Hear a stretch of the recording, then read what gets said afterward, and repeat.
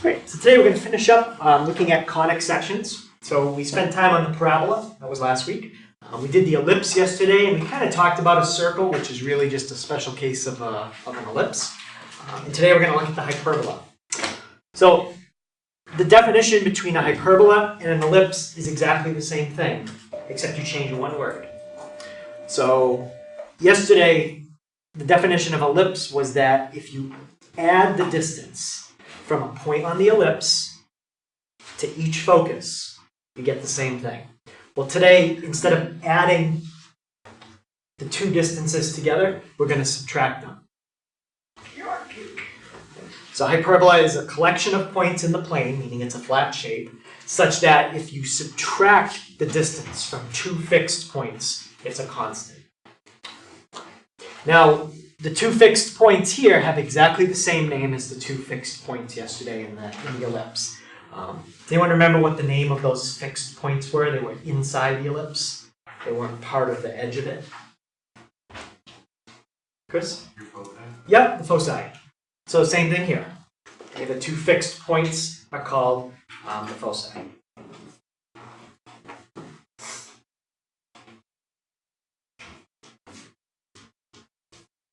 You might think it's kind of weird because the definition and everything we're going to do today is so similar, but the picture of a hyperbola and the picture of an ellipse don't really look alike at all.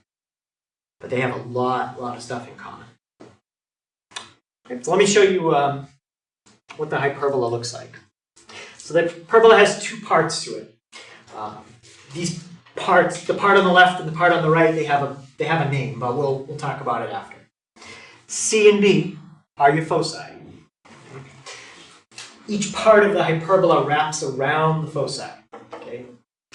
So if I take point E and drag it, you'll notice that the length of segment EC and segment EB are going to change. Okay? Even if I go over to this other part.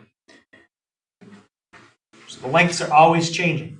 But if you subtract the two numbers and look at just the absolute value of it, you always get the same difference.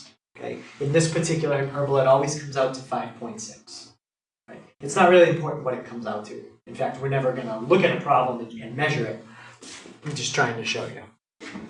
Okay. So no matter where you put it, segments might get pretty long, but when you subtract them, it's always going to come out to 5.66. Any questions on that? All right, so hyperbolas have a lot of things that are similar, like they have vertices and foci, but there's also some other terms we gotta talk about. So we used to have what was called a major axis. We don't have that anymore. In place of the major axis, the line that goes through the foci is called the transverse axis. And the way I remember that is when I look at the word transverse, I think of like traverse. And like if you traverse something, it means to go across it. Like traverse the canyon, right? Go across it. So the axis that goes across the hyperbola and connects one part to the other, that's the transverse axis. Okay, it goes right across it.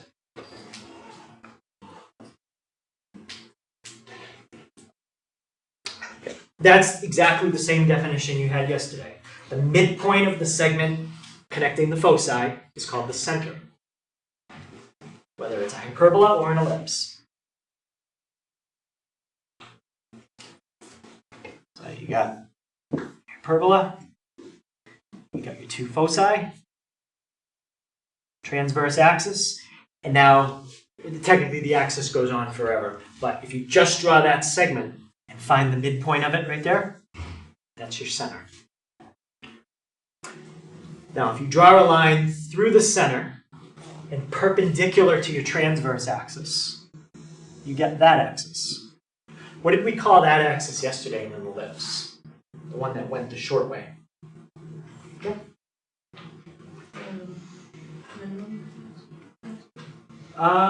It does begin with an M, but not minimum. Yep. Minor. Okay, it's not called minor today. Today it's called the conjugate axis. So when you're dealing with a hyperbola, the axis that goes right through the hyperbola and never touches it, that's the conjugate axis. Not really sure where that name comes from, but that's what they call it. Now, I said that there's a name for those parts of the hyperbola. They're called branches. So the one that I showed you in the geometer sketchpad, it had a left branch and a right branch. That's what you call them. There's really two different ways you can draw hyperbolas. So we had 4 ways you could draw parabolas, 2 ways you could draw ellipses, and there's 2 ways you can do these. Either the branches open left and right, or the branches open up and down. Can you draw a hyperbola on an angle? Sure. And that's a very basic function we've looked at before. That's a hyperbola where the branches are angled. It's just the function 1 over x. Never called it a hyperbola before, but that's kind of a hyperbola on a 45-degree angle.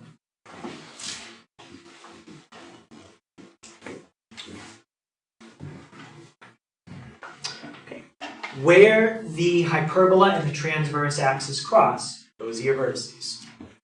So here's your transverse axis, vertex, vertex.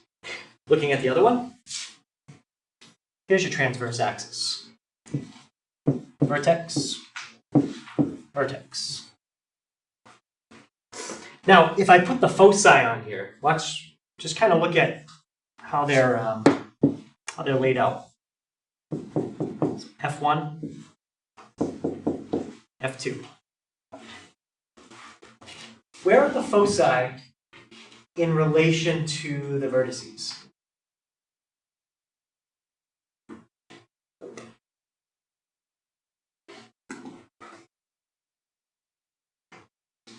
Chris? They're further than the vertices. They're further away from the center than the vertices. How about when we had an ellipse? What was further away from the center when we had an ellipse? The foci or the vertices? Yeah? Vertices, so it kind of switches. Here, the foci are further away from the center. In an ellipse, the vertices are further away from the center. Okay, so that's a little different. Okay, so let's look at the equation of a hyperbola. Okay, we're going to start with it at the origin, just like always, but then we'll look at what happens when we shift it. And you're going to see a very, very similar formula, and I think I already told you what the only difference is, but I'll ask you again. So foci still have to do with the letter C. Okay. A and C are going to be pretty much the same as far as what they tell you. A is the distance from the center to the vertex. C is the distance from the center to the foci.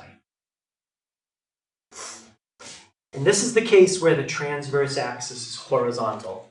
Okay. The transverse axis is like your major axis. Transverse axis has everything important. Goes right through it. Center, vertices, foci. That's why your foci are left and right, and your vertices are left and right of the center. So there's the equation of a hyperbola. It's x squared over a squared minus y squared over b squared equals 1. Now, looking at that box, what's the only thing that's different in that equation when you compare it to an ellipse? Yeah. It's a subtraction. It's the only thing that's different. That's why if you ever have the kind of problems where they just mix all the equations up and you have to complete the square on them, it can be a little tricky to figure out which ones are ellipses and which ones are hyperbolas because they're almost the same. You wouldn't know until you complete the square and rearrange everything. And if you ended up with a term that was negative, well, then it would be a hyperbola. If you ended up with all terms that were positive after you complete the square, then it would be an ellipse. An equation that relates A, B, and C, kind of like yesterday, but the only thing that's different is the sign. It's c squared equals a squared plus b squared. Yesterday it was c squared equals a squared minus b squared. And you can't mix them up. You've got to use that with a hyperbola. Okay, so any questions on that? Is it still A and B have to be greater than 0 and A has to be greater than B? I think I have a little bit more if I... we're going to talk a little bit more about A and B, but no, A and B will not always be positive. Because A and B, if you think... Let me go back to this. Hyperbolas can be a little tricky to sketch, but the way we sketch it, kind of imagine like a dotted line here and here. Okay. And those dotted lines kind of look like what? We have a graph that's getting close to it but never touching it. Yeah. They're asymptotes. That's how you draw a hyperbola. You have to find the slope of the two asymptotes, and it gives you an X shape. And then your branches are inside two parts of the X shape.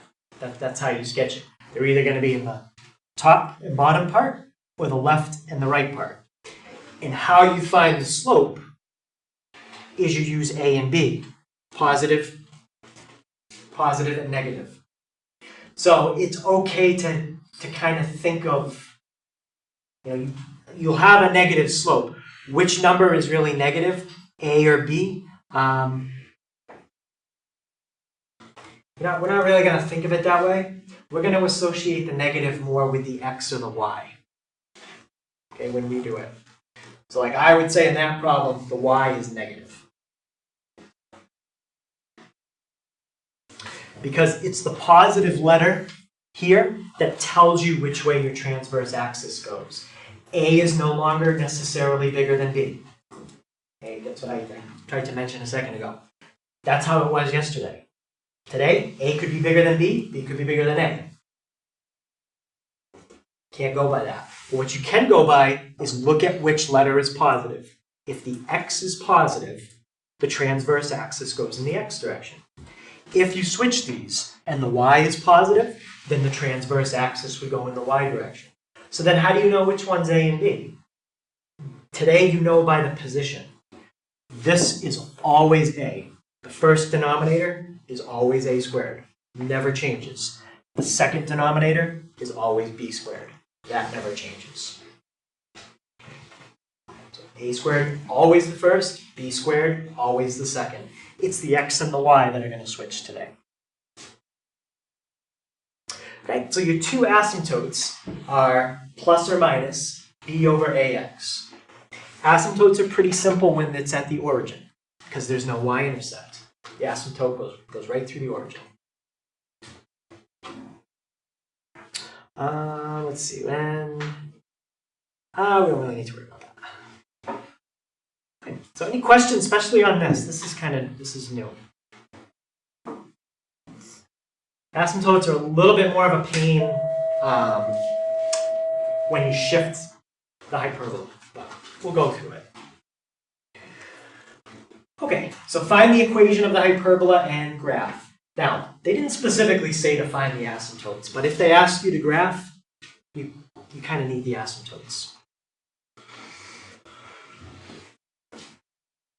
Okay. Now remember what I said about A, B, and C. The meaning of A and C is the same as it was yesterday. B doesn't really have a, like it did yesterday. B had a very visual way of thinking about it. Today it doesn't. Okay. B is just going to be calculated using a formula. Okay. It's not really going to be something you can visualize. But A and C you can. So A, distance from center to vertex. What's A in this case? Yep. 2, yeah.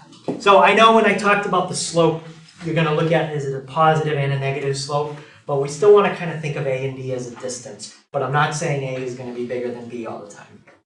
I don't know. We'll see what happens when we do it out. How about C? Distance from the center to the focus.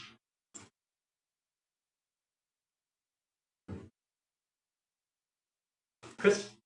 3. Now, what's my formula, Tori, what's my formula for finding B? C squared equals A squared. Yes, c squared equals a squared plus b squared.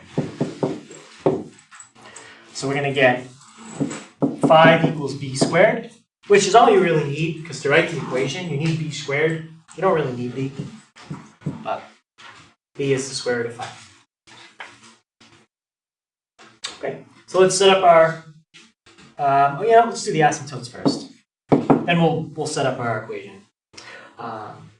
What was the fraction for the slope? We're going to have two choices. It's either going to be a over b or b over a. Which one is the one we just went over? How was the slope set up? Yep. B over A. B over a. Right here.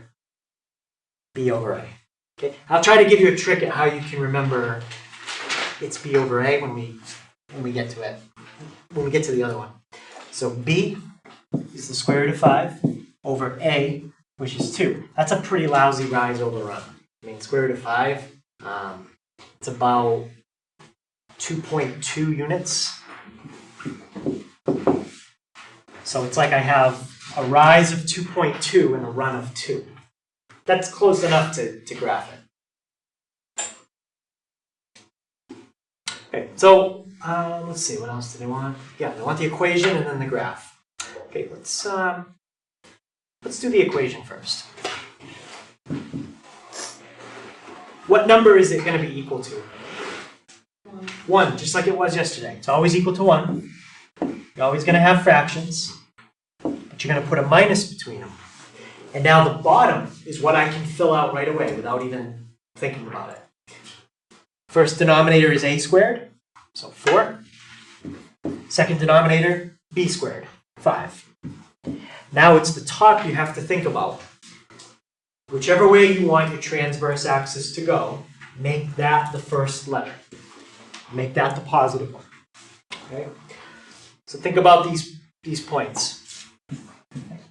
Center, focus, vertex. They all line up horizontal. Okay, so transverse axis is horizontal, so make that the positive letter. So make the x letter positive, make the y the negative. And there's your equation.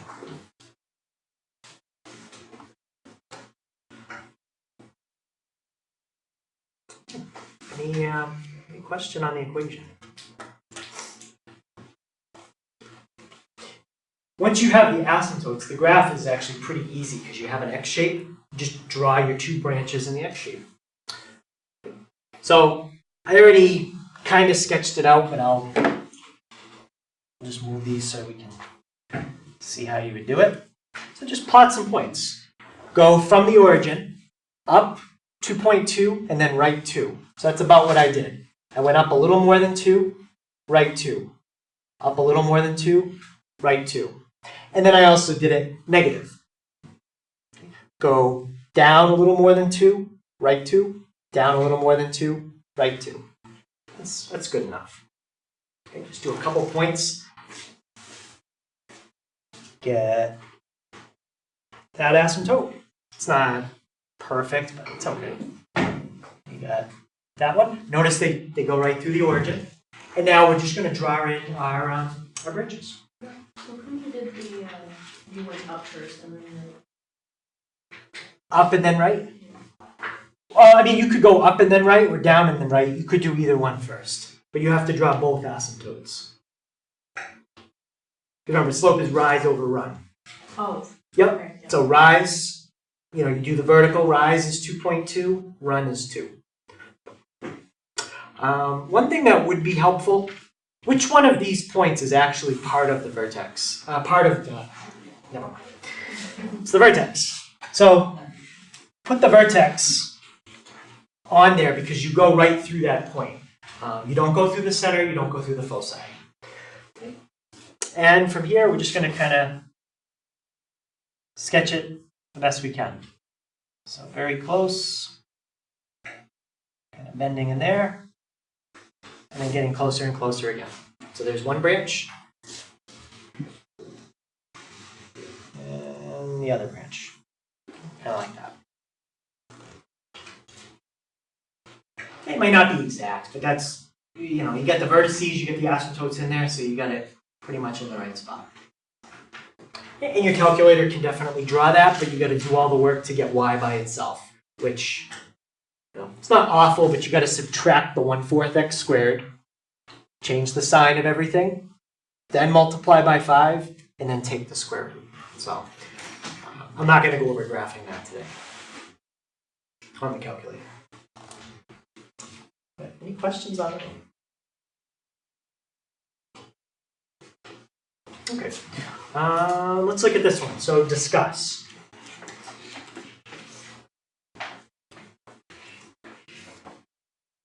So first thing you really should say if it's a discuss problem is what shape it is.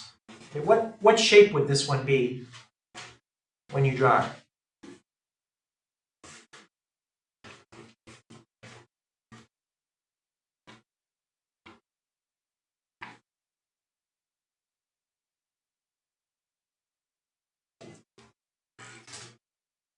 Well, Kathleen? Yep, it's a hyperbola. Why not? It kind of looks like an ellipse to me. It looks close. There's a minus. There's a subtraction. That's what makes it a hyperbola. Okay. So this one's not an ellipse. It's a hyperbola. Kaya, what's A? 4. 4? And B? Well, yeah, B we can get. And then C, we just have to figure out. So C squared equals A squared plus B squared. So what's C going to come out? Square root of... How much? 6. Square root of A squared is 16, B squared is 4. Square root of 20. Which, if you're going to write that, they're probably going to simplify it to like 2 square roots of 5. Okay. So any questions on how I got A, B, or C? Now, they didn't ask or they didn't write it here, but when we talk about the center, it's going to use the letters H and K. What do you think H and K would be here if I wrote them? But we're not there yet. Yeah, they're both 0, that's why I'm not writing them. Okay, which way does my transverse axis go in this one? Is it horizontal or vertical?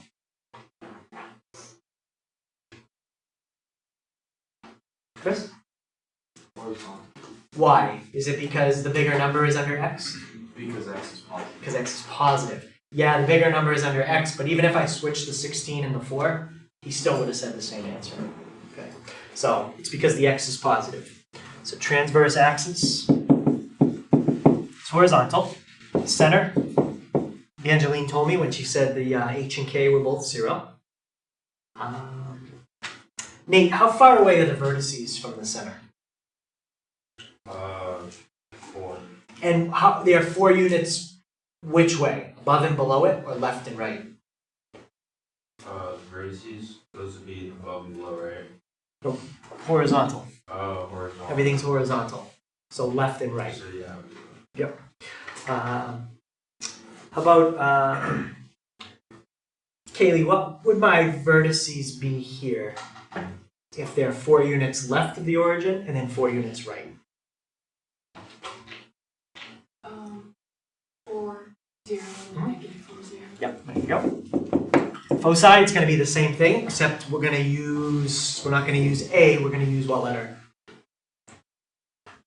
C. C. So 2 root 5 units left and right of the origin.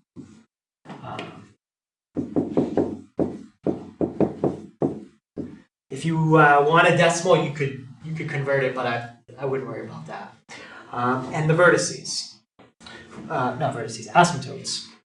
So it's y equals. What's the slope? Is it the A over B or B over A? For horizontal, it's B over A. So 2 over 4, positive or negative, which you can reduce to 1/2. Okay. So that's the extra thing you have to find when they ask you to discuss. That you didn't have to do with an ellipse. Okay. Any questions on how I got any of those 5 things? Yep. So if the x was positive, or if the x was negative, it would be vertical. Yep, you would have it y squared first and x squared second. Yep. So the only way that you know the transverse axis, if it's horizontally vertical, is if it's positive x, it's horizontal, Yep. and if it's a negative x, it's vertical. Yeah, yep. Basically, whatever letter comes first here, that'll always be the positive one, and that tells you the direction of the transverse axis. With the vertices on this one, would it be plus or minus? Yep. Or plus, yeah. Yep, that's good, that's important. So there are two vertices, right? +4, comma 0, -4, comma 0. Yep. Okay, any other questions? So let's, let's discuss this one. Okay, so same directions as last time, but what's wrong with this one? Yeah. It's not in the correct form, so do we need to complete the square? No, it's not that bad. All we have to do is what?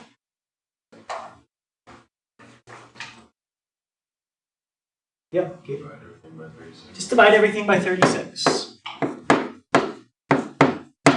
So you're going to get x squared over 4 minus y squared over 9 equals 1. Okay. So what would a be in this case?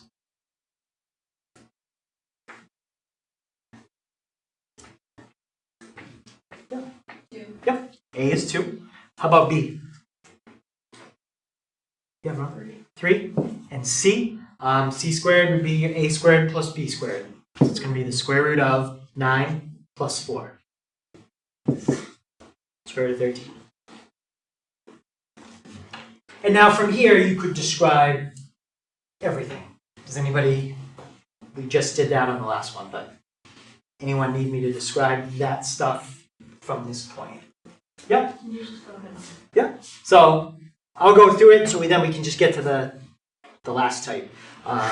So vertices are going to be 2 units away from the center. Okay? But I need to know which way. Well, x squared is positive. So I'm going to know everything is left and right. So 2 units left, 2 units right. Foci. C units left, C units right. Center. 0, 0. Transverse axis, I already had to figure that out. X is the positive, so it's horizontal.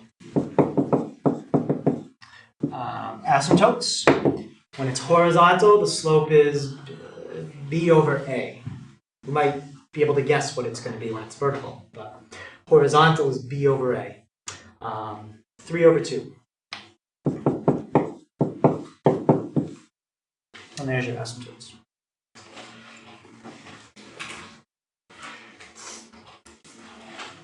So that's how you find everything. Right. Now I'm going to look at the type where everything is vertical. Center is still at the origin, but now the foci are C units below and above, and the vertices are A units below and above. And your transverse axis now is going to go up and down. Everything's going to be vertical. And the only difference in the equation is look at what happened to the x and the y. The a squared and the b squared and the 1 didn't move, but the x and the y changed places.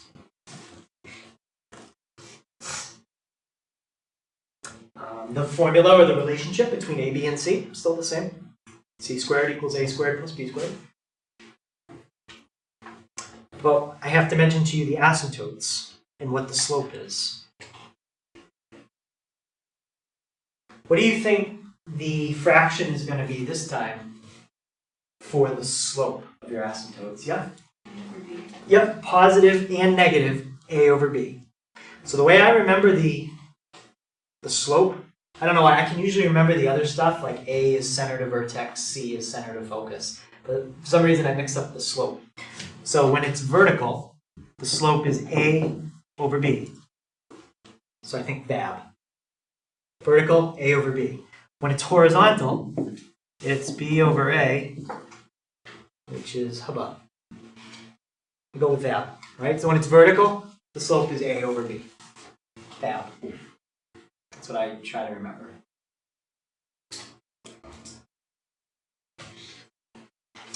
So any questions on that?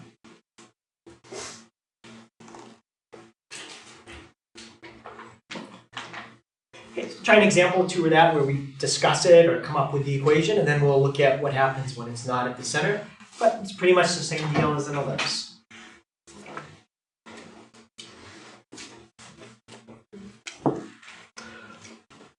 All right, so discuss. This is actually kind of like the last discuss problem. First thing we have to do is get it equal to what? 1. So I'm going to divide through by 4. Get y squared over 4 minus x squared over 1 equals 1.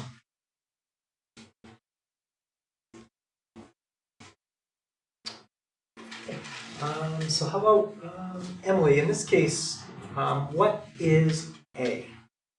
A would be 4 or 2. 2, yep. And B is the square root of 1, which is 1. And C would be, what would C be in this case? Yep. Square root of 5. If they don't ask for the foci, C is not important. But when they say discuss, you got to write the foci. Okay. So that's all you need. This will give you your vertices, your foci, your center, and your asymptotes. Just those 3 numbers. Okay. Vertices. You know what? Actually, let's do the transverse axis first. That's really the first thing you should, that in the center is what you should really think about first.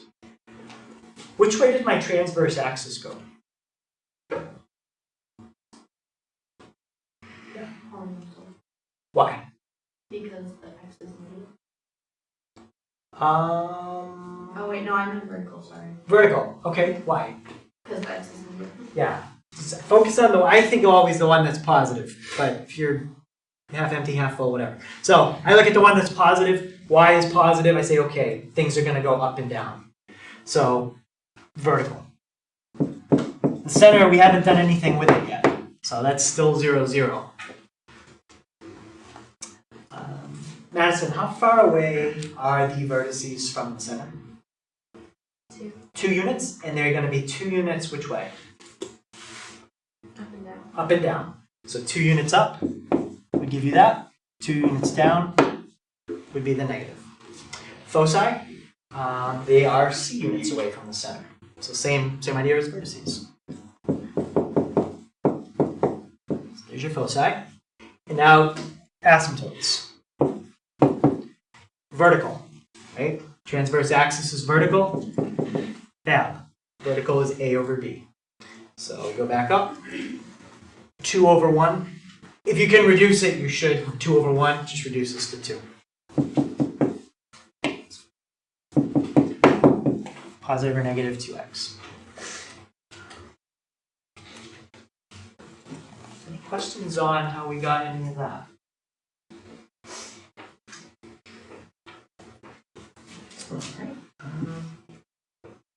Okay, so let's try one where we find an equation. I'm not going to do that's another discuss, that's the same. And then we'll look at what happens when we shift it. Okay, so, but that's a little different. Find the equation.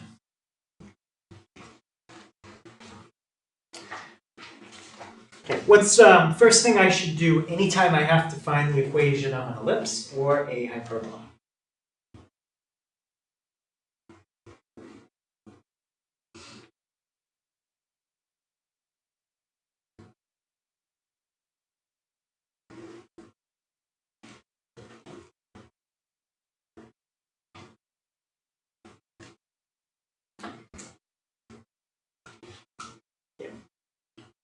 Goes up or down or something. You could figure that out first. You're going to have to figure that out eventually. But yep, you could do that. So do you want to tell me right now, Robin, which way this one goes, the transverse axis? It would be horizontal. Well, if you graph all these points, even the center too, if you graph all those points, they're all on the y-axis. Because you have one that's up 2, one that's up 3, one that's down 3, and one that's right at the origin. So they're all going to line up vertical. Okay. Question on why this is vertical? So I wasn't going to do that first, but now that I know that, I can actually set up my numerators.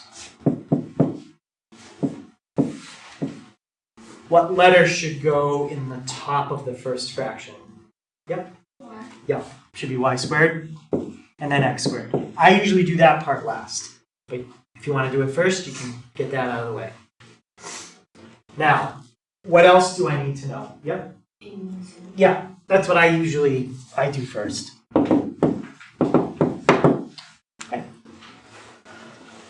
So let's go through it.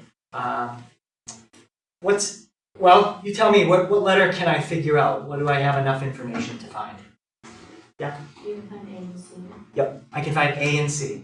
A is center to vertex, so 2. C is center to focus. Doesn't matter which one, it's the same. 3. Now to get B, C squared, A squared, B squared. So, whoops, A squared. So C squared gives me 3 squared, A squared is 2 squared, and B squared I don't know. So what would B equal when you solve that? Square root of 5. And technically you could really stop at B squared because that's what you need. But, so 4 and 5. And notice, I don't know if this is the first one, it's just the first time I've noticed it. This time B is bigger than A. That's the way it worked out. Right, so there's no rule about A or B being bigger than the other today. Okay, question on that one?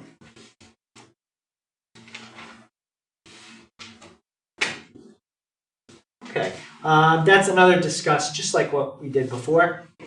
So this is the table in your notes. So it says a hyperbola can have the center shifted to h, k. There's the equation when it's horizontal. Okay, when your transverse axis is horizontal. They just say parallel to the x-axis. So it's the same thing. Here's the equation when it's vertical. Now the y is positive. So your transverse axis is going to be some vertical line parallel to the y-axis somewhere. Now, I don't even worry about this stuff. This just confuses me. H plus C, comma K, H minus C, comma K, H, comma K plus A. I don't even think of all that. All I do is think of, okay, where's the center? And then I'll go A units above and below it, or A units left and right to get my vertices. I don't think about all that stuff. I also don't think about the formula this way. Is that the same as C squared equals A squared plus B squared? Yeah, they just moved some stuff around, but I don't think of it that way. I think of C squared equals A squared plus B squared. So to me, that just kind of confuses me. So I don't think of that either. This I think of it that way. Center is H, comma K. Now, asymptotes, I don't even worry about all that stuff. The only thing I try to remember is this. Vertical is A over B, horizontal, B over A. Because if I can remember that, all I have to do to write the equation of the line is this. Y minus y1 equals m, x minus x1. What's the name of that equation from Algebra 1? Yep. Point slope. Usually we like y equals mx plus b or slope intercept. Well, when you have to find an equation of a line that goes through a certain point, like the center, because that's what your asymptote always goes through, so you're going to know a point, and you're going to know the slope, it's either a over b or b over a, that's the perfect equation to use. You're going to know a slope, you're going to know a point. Just use point slope. I already know point slope, so I don't even have to think of all those formulas they're giving me on the right. I mean, it's the same thing, but it's just less for me to mentally think about. And then they draw pictures of each type of hyperbola. Okay, so any questions mainly about what A, B, C, H, and K mean before we look at an example. All right. Okay, so find the equation of the hyperbola. If you want to figure out which way the transverse axis goes first, go ahead. Doesn't matter. I'm going to do the HKABC first.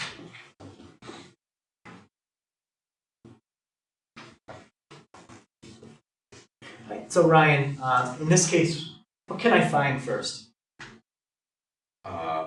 H and K. Yeah, we can get those. Those are always the quickest things to find because they pretty much give them to you. What's H and what's K?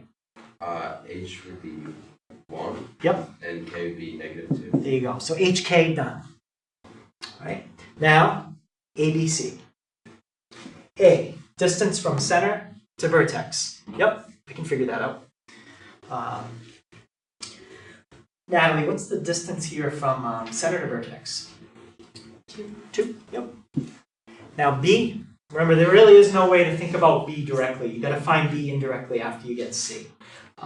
So Chris, what would C be? 3. Center to focus. 3 units. Now B, it's going to be square root of 5, right? You're going to have 9. You're going to minus 4, and then you're going to have to take the square root. Okay. Questions on HKABC? Let's make our equation. Okay. Robin, when we write the equation of a hyperbola or ellipse, it's always equal to 1. Yep. So set it equal to 1. We're going to have 2 fractions, and how about, Blake, what goes between the 2 fractions? That would be a subtraction. Yep, I'm going to put a subtraction. And the denominators are fixed. We never have to worry about what goes where. A squared, B squared. Now, numerator we got to start to think about. We can't write anything down so we know which way the transverse axis goes. If you graph all those points, how would they line up? Horizontal or vertical? Yeah. They all have the same height. They're all down 2, but they're left and right different amounts. Okay? So they're all going to line up horizontal, which means I want which letter positive? X. Or if you think negative, you can make the y negative. Right? So X is your positive. So we're going to have X, Y. All right, so we got that. And now we just have to put in minus H minus K. Let's make sure we look at which one always goes where. X and H always go together, whether they're in the numerator of the first or the numerator of the second.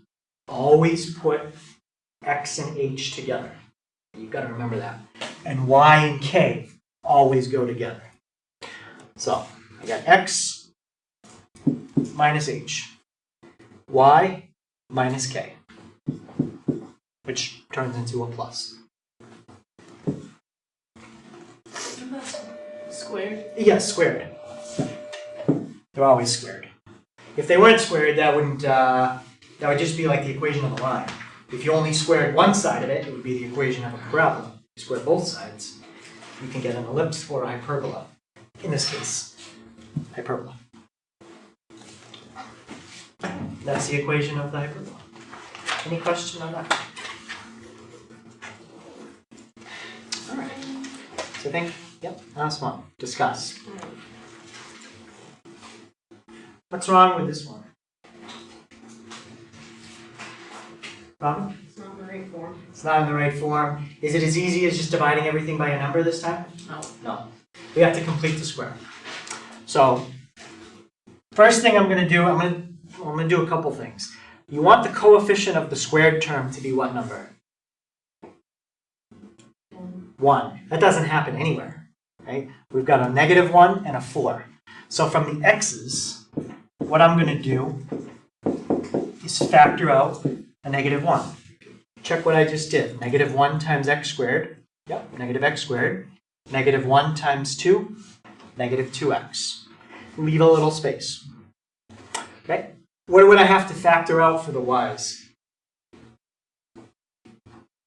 Rob? 4.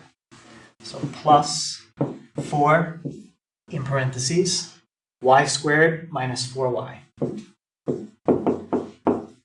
Leave a little space. And you want that constant on the other side. Any questions so far? All right, now, what am I going to add inside the first parenthesis to complete the square? Yep, 1. Yep. What am I going to add inside the second parenthesis to complete the square? Yep, 4. Now, I want to know what I added on the left.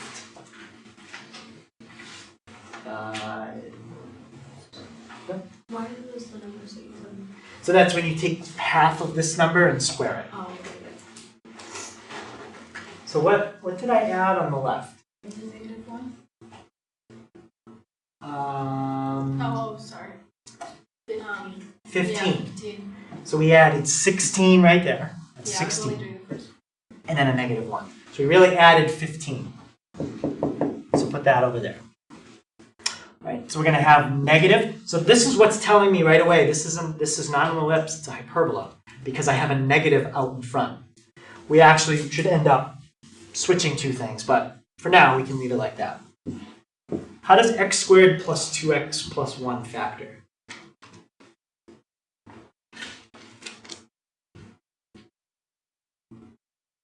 Same factor used twice, yep. X plus 1. Yep, x plus 1, x plus 1. So now I can already start to see my center. I see my h. Plus 4 times. What's y squared minus 4y plus 4? How does that factor?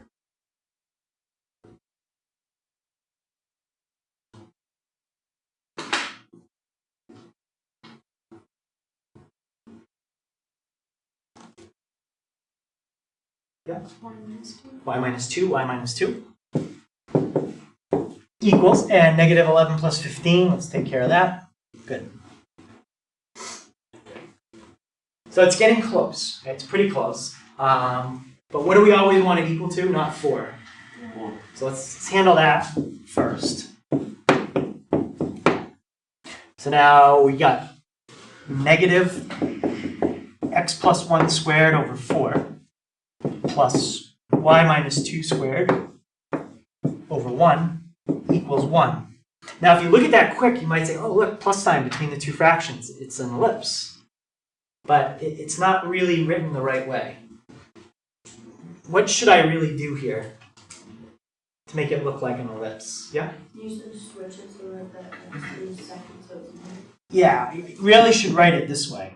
Put the y minus 2 squared over 1 minus the x plus 1 squared.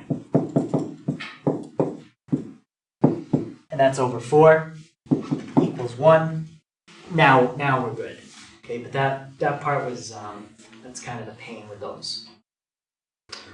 So h, you gotta be careful. Careful of a couple things. Anyone think they can tell me what h would be here? So two things. You make sure you're looking in the right spot, and then even once you're looking at that spot, you gotta be careful. Yeah? -1. It's -1. So the h is with the x, but it should be a minus. So think of it as -1. K is with the y, so that's good. A, 1, B, 2, C, square root of 5. I think after a while, these aren't really super hard, they just get kind of annoying because it's just a lot of the same stuff like every time. Questions on H, K, B, C? Right, now here's where I don't even think of the formulas. So vertices, see if we can go through it kind of quick. I'm going to do the center first because everything's based off that. So -1, 2. Now, vertices are 1 unit, either above and below or left and right. Which way does my transverse axis go here? Yep. Vertical. Vertical, yep. So if you handle those two things first, everything else will kind of fall into place. So vertice, 1 unit above and below the center. So -1, 1, that would be below the center. -1, 3, above the center. Foci, square root of 5 units up and down. That one I'm just going to write like this. 2 plus or minus root 5. Shift it down root 5, shift the y up root 5. Now, asymptotes. As long as you can remember the slope and then use the formula from Algebra 1, we're good. So let's start with the slope. Vertical. What's the slope when it's vertical? Yeah. Over B. A over B. So 1 over 2. So there's my slope. Now, it doesn't go through the origin. What point is this asymptote going to go right through? Yeah. Never mind. Asymptote always goes right through what point? Yeah. The vertices. The asymptote. The No, the asymptote will never go through the vertices. center. The center. Yep. So your asymptote goes right through the dead center of the two branches. So let's write our asymptotes. Not a huge fan of the point slope form. I usually use y equals mx plus b, but this makes it pretty easy. So you got y minus 2 equals positive and negative a half, get two slopes, x minus, actually minus 1, so x plus 1. Those are your two asymptotes. Now, if I had to graph that, I would probably do something like this.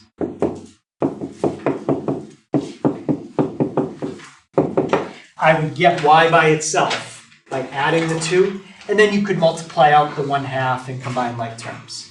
So if you got to graph it, y equals mx plus b, probably easier, but that's fine if you stop there.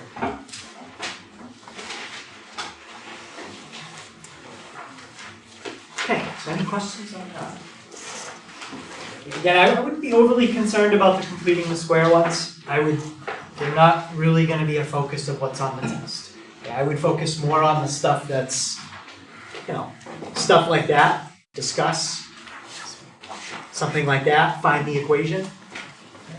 So if you see something on there, it might be more of like a bonus or something, but it still might be handy to know, but I wouldn't worry too much about it. Okay, so homework, this is still in the packet.